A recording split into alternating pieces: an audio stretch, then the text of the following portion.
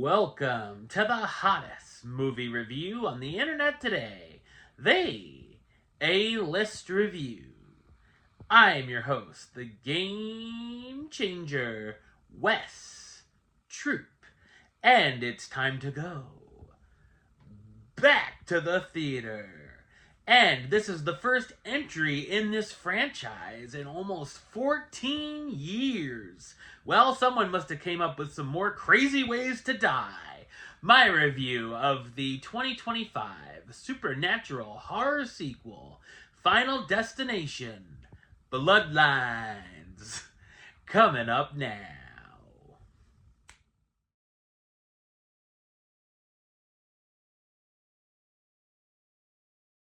Plagued by a reoccurring violent nightmare, Stephanie, a college student, returns home to find the one person who can break the cycle and save her family from the horrific fate that awaits them. So what did I think of Final Destination Bloodlines? I thought it's a gruesome and entertaining supernatural horror film. It's directed by Zach Lipovsky and Adam Stein, best known for directing films such as Freaks and the live-action Kim Possible adaptation. It's the 6th movie in the franchise, and usually by now things get kind of stale. But this entry surprisingly is a lot of fun and breathes some new life into the series.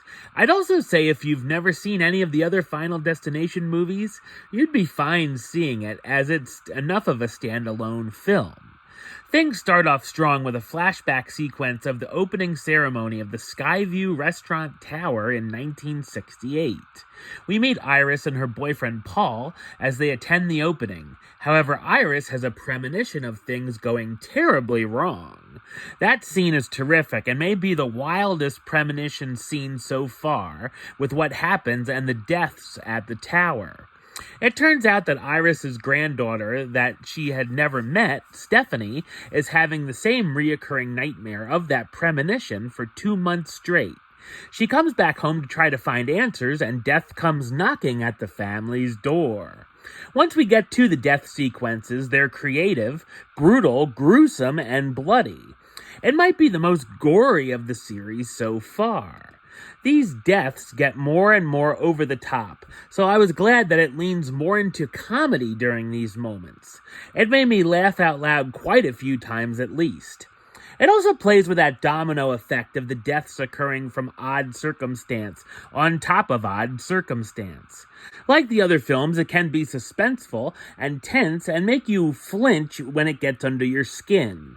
There's also some twists, misdirections, and red herrings, causing the deaths to end up in different ways than you might expect them to. The story can get ridiculous with the idea of death plaguing this family one by one, so you definitely have to take this for the entertainment value over the plot. Of course, the characters make dumb decisions time and time again. There's a number of family cliches, as well as some moments of questionable acting. I was surprised that there's some actual likable and memorable characters here, with the brother team of Eric and Bobby being my favorites. There are some fun callbacks to the other films, and also a handful of humorous song choices thrown in.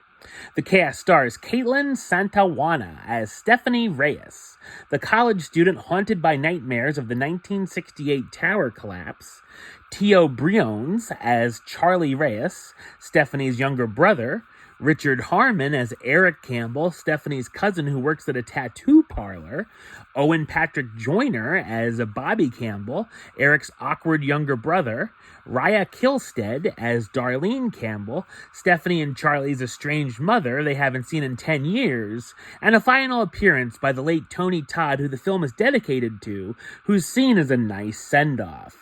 Final Destination Bloodlines is a bloody and amusing horror sequel that should leave fans of the series with some dreadful delight. Number-wise, I'm going to give it a 7 out of 10, which gives it the A-list rating of Do It. Alright, well that's the show. I'll be back with another review very soon. But until then, don't forget to like, comment, and subscribe right here on YouTube. YouTube.com/WestsideOf515. Like the show on Facebook, facebook.com/WestTroopAlist. And of course, you can follow me on the Instagram and Letterboxd at WestAlist. Until next time, Troop out.